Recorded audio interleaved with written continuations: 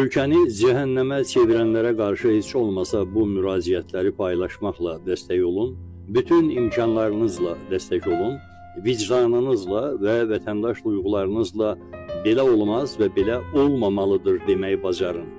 Uydurma və saxta ittihamlarla 9 il azadlıqdan məhrum edilmiş Azərbaycan cəmiyyətinin siyasi fikir və müqavimət liderlərindən biri olan Tofiq Yaqublu aprelin 1-dən aclıq aksiyasına başlayacağını bildirib. Bu barədə Tofiq Yaqublu müraciət yayıb.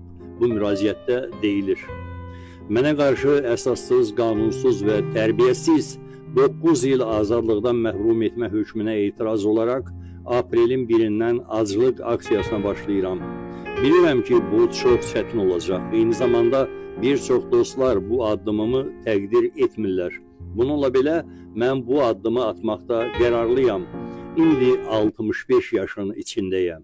İlham Əliyevin planına görə mən həbsxanadan 74 yaşında çıxmalıyam. Ancaq mənim bu qədər yaşayacağıma heç bir zəmanət yoxdur.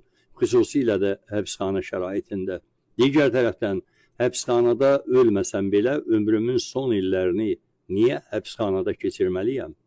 Mənə qarşı ləyaqətsizcəsinə, şərəfsizcəsinə şər atılıb və saxta ittihamlarla qanunsuz olaraq həbsdə saxlanılıram.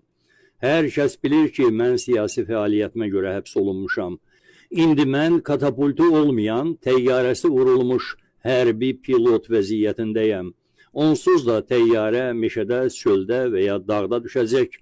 Elə isə bunun sonu ölümdürsə, vurulmuş təyyarəni düşmənin hərbi bazasına çırpmaq daha doğru olmazmı? Həmin pilota 15-30 dəqiqə artıq yaşamaq nə verəcək ki? Ona görə də həbsxanada ölməyə qərar verdim.